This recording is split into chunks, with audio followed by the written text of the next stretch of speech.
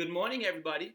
It's Mr. Lou, and I am here in my habitat, in my shelter, in my cave. Yes, I am on the inside of my cave. As you can see, I hung a sign somewhere that says inside of the cave, or the interior of the cave. We're not on the outside of the cave, we are on the inside of the cave. And today I'm going to read a book to you called The Lion and the Little Red Bird. And as you can tell, I got my lion with me. He's a good boy. And I have my little red bird. He's a better boy. And today, together, I'm going to read The Lion and the Little Red Bird. So listen closely. I don't want you to miss anything important.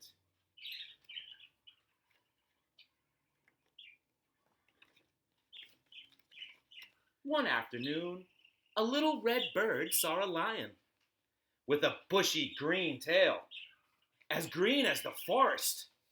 The bird had never seen anything so unusual and so pretty. Just looking at it made her happy. Green.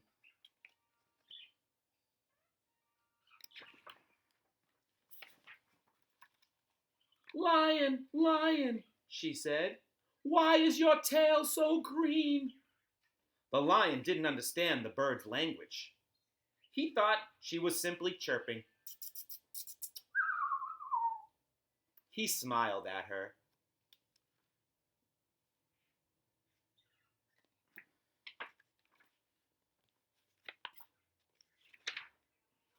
He smiled at her and wandered down to a field of orange flowers.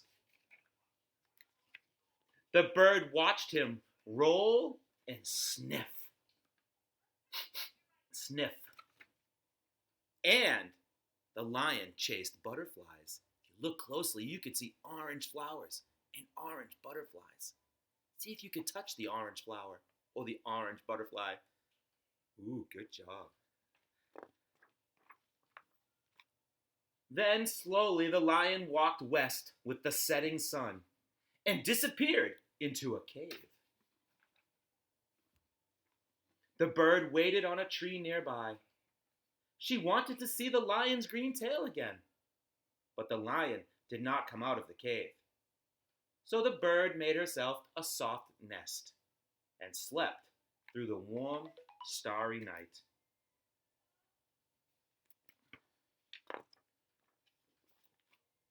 In the morning, the lion came out, swishing his tail, which was no longer green, but orange, as the flowers and the butterfly, as orange as the setting sun. "Lion, lion," the bird chirped, astonished. "Why is your tail so orange?" Again, the lion did not understand the bird. He smiled at her.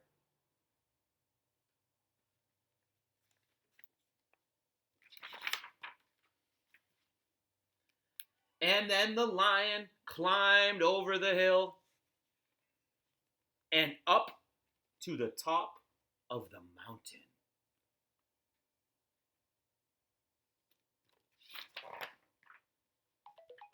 At the top of the mountain, there was a deep lake beneath a bright blue sky, where the lion soaked his tired paws, while the bird splashed nearby.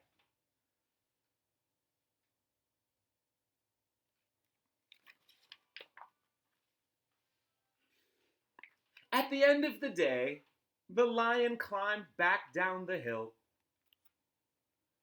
back down the mountain,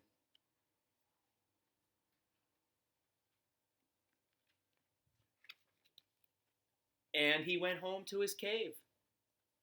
The bird settled down in a tree, wondering, as the sky darkened, about the lion and his orange tail. But in the morning, the lion's tail was no longer orange. The lion's tail was blue as the brightest sky, blue as a deep mountain lake, where he had soaked his paws. Lion! Lion! The bird chirped. How did your tail change from orange to blue? Are you a magician? The lion, he just smiled.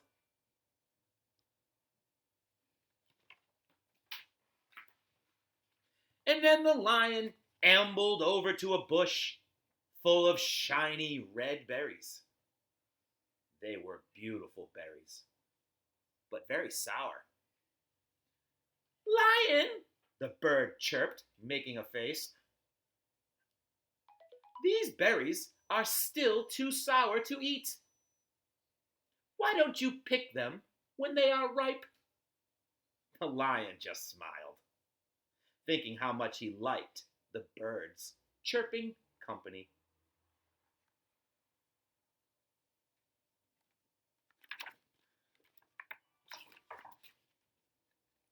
All afternoon, the lion picked berries, while the bird nibbled sunflower seeds nearby.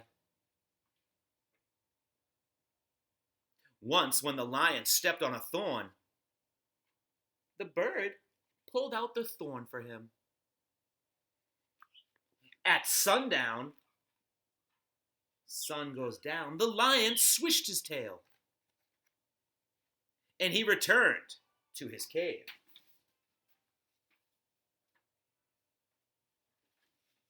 The bird settled down in her nest. She wondered what color the lion's tail would become when he woke up in the morning. She wished that he would answer her questions. During the night, a storm came. Thunder crashed and lightning flashed. Rain swept away the bird's nest. Hearing the noise, the lion rushed out and reached up into the tree where the bird crouched, shivering and scared. The lion lifted the bird down.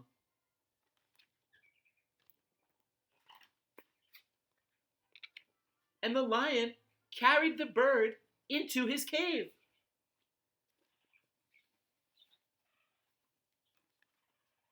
The cave was warm and colorful.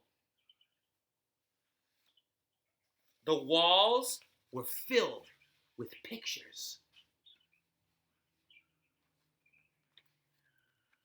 The pictures of green forests, orange flowers and butterflies, sunsets, a bright blue sky, a blue deep lake.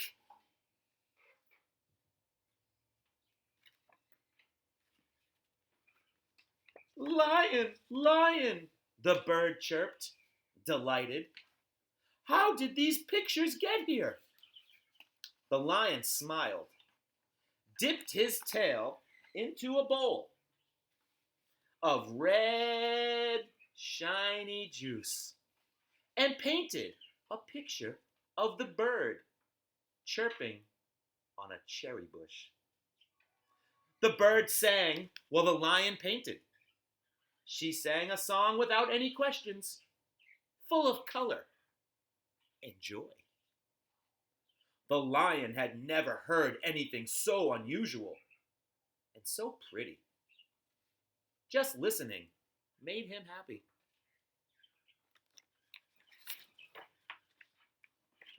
In the morning, the storm was past. The world shone fresh and bright. The lion's tail was berry red.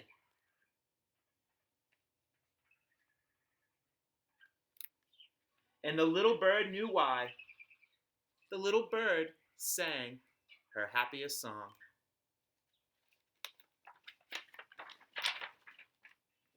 And the bird wondered what the lion would paint that night. This is the story of the lion and the little red bird. Hopefully, all of you at home are acting like the lion. The lion did a wonderful job of using his tail. Show us his tail, little red bird. Little red bird, show you this is the lion's tail. And the lion used his tail to paint pictures inside his cave. Mr. Lou and his little red bird are hoping that all of you are painting pictures too and reading good stories. Hope to see you all soon. Have a good day.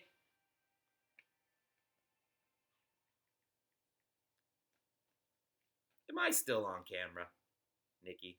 Am I still on camera? In the jungle, the mighty jungle, the lion sleeps tonight. In the jungle, the quiet jungle, the lion sleeps tonight. Say goodbye, everybody. Lion.